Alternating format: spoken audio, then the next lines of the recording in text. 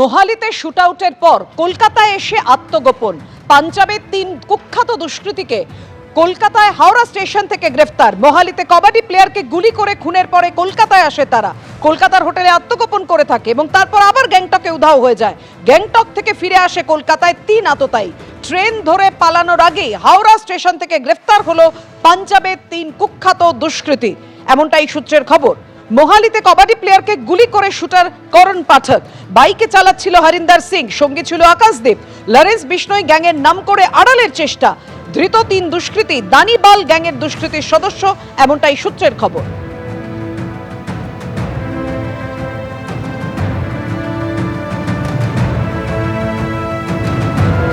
চন্দ্রকোনা রোডে আপনারা শুভেন্দু অধিকারীকে দেখছেন। এই মুহূর্তে মিছিলে রয়েছেন শুভেন্দু অধিকারী। যে চন্দ্রকোনা রোডে শুভেন্দু অধিকারীর কনভয়ে হামলার অভিযোগ করেন শুভেন্দু অধিকারী।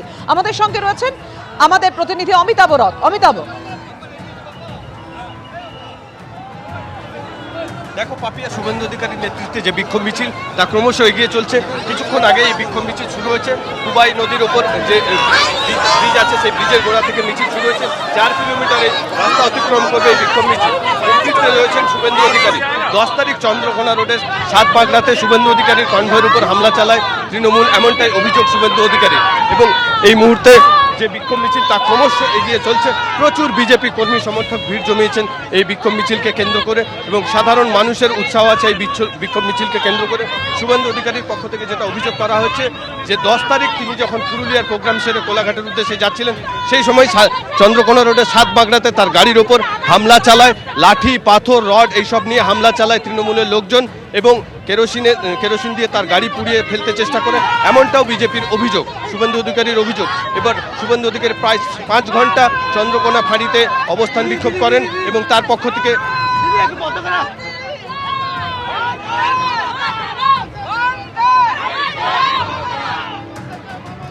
দেখছি আর বলবে কিনা। হ্যাঁ, ঢুকতে দিচ্ছে না।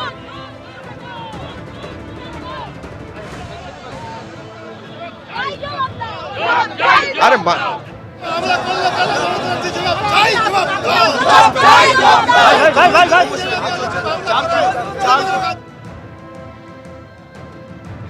করে বিজেপি কর্মী সমর্থকদের মধ্যে প্রচুর উৎসাহ রয়েছে।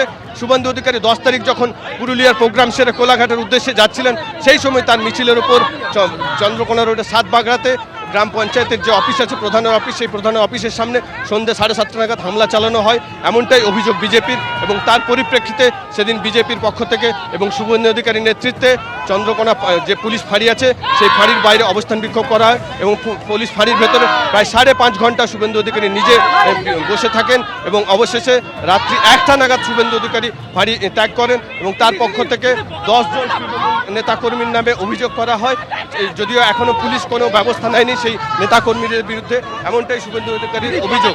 অপরপক্ষে তৃণমূলের পঞ্চায়েত প্রধান, 7 বাগড়ার যে পঞ্চায়েত প্রধান, তিনিও অভিযোগ করেন তাদের একটি প্রোগ্রাম চলছিল, পরিকল্পিতভাবে শুভেন্দু অধিকারীর নেতৃত্বে তাদের উপর হামলা চালানো হয় এবং তৃণমূলের পক্ষ থেকেও শুভেন্দু অধিকারী সহ 10 জনের নামে অভিযোগ দায়ের করা হয়েছে, যদিও কোনো ঘটনায় এখনো পর্যন্ত কোনো পক্ষেরই কেউ গ্রেপ্তার হয়নি।